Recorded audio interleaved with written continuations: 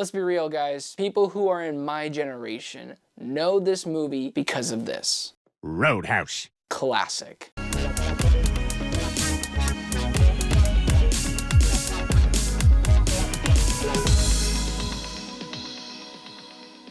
Hey guys, my name is Joseph Curtis, and if you love movies just as much as me, you have come to the right place. Now do me a huge solid and click that like and subscribe button. Also, if you want to follow me on the following social platforms, that would be great as well. Now, let's start talking Roadhouse. Ex-UFC fighter Dalton takes a job as a bouncer at a Florida Keys roadhouse, only to discover that this paradise is not all it seems. You got Jake Gyllenhaal. I believe that's pronounced correctly, but we all like to say Jake Gyllenhaal. And Jake Gyllenhaal is in my top 5 favorite actors of all time. I've loved that man ever since I saw him in a movie like Zodiac, Prisoners, the list goes on. He's a very talented actor. Does he bring his talents to this role? I mean, of course, it's Jake. He's gonna do the best that he can with what he is given, and he does his darnest with what he is given in this film by being this very intimidating Dalton, who, like I said in the synopsis, is an ex-UFC fighter. And you do get a bit more of a background throughout the rest of the film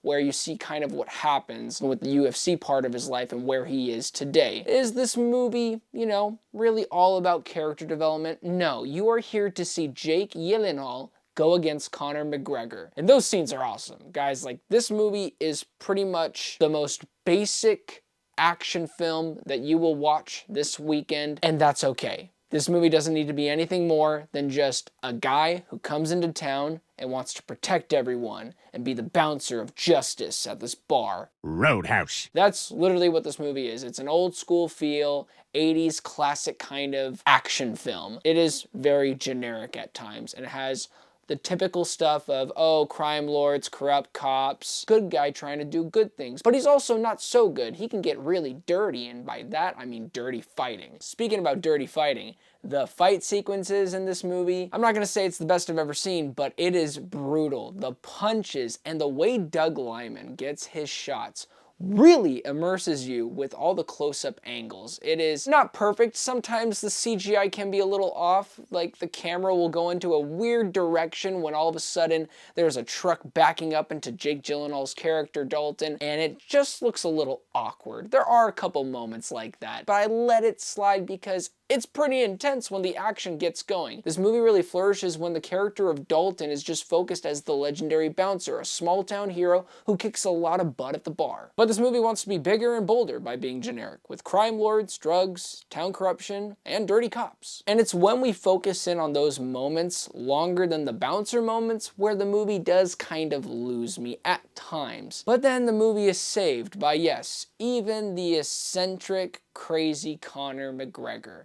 I will admit, he is not an actor, and he doesn't really prove anything opposite to that statement. He's still not an actor. But oh my god, you can't deny that the dude is having fun. Like, he clearly went on set thinking, yeah, I'm not going to become the next Daniel Day-Lewis. I'm just going to be myself and smile.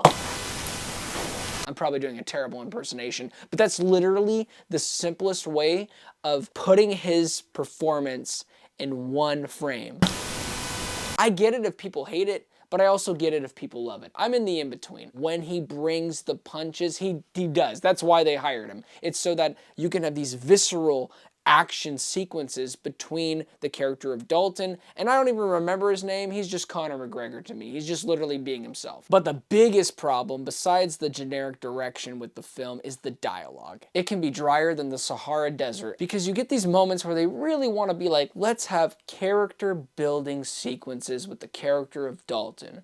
What are we gonna do? It's a lot of dead space. That's really the best way to explain these character building moments. It's just a lot of dead air. And when you realize who wrote this film, I believe it's 2 writers. I don't know their names, but one did The Nice Guys. That was his first film. This is his second. And then the other writer, this is his first time writing. So it doesn't really surprise me that the script was this kind of dry and bland at times. Now, when it comes to the perspective of streaming versus theatrical release with this project, I'm always going to be an advocate for the theatrical experience. But with this particular project, I can see why they probably wanted it to go to streaming. And do I think it's good enough for you to experience it on your big screen TV this weekend? Yes, I do. If you're into 80s cheesy films where it's about a small town hero there to protect everyone and figure out what's really going on with the city, you're gonna have a great time. Just don't expect amazing dialogue. Sit back, relax, enjoy your popcorn, candy, and soda, and watch Conor McGregor beat the crap out of Jake Gyllenhaal. And the other way around. So with that being said, I'm going to give it a 7 out of 10.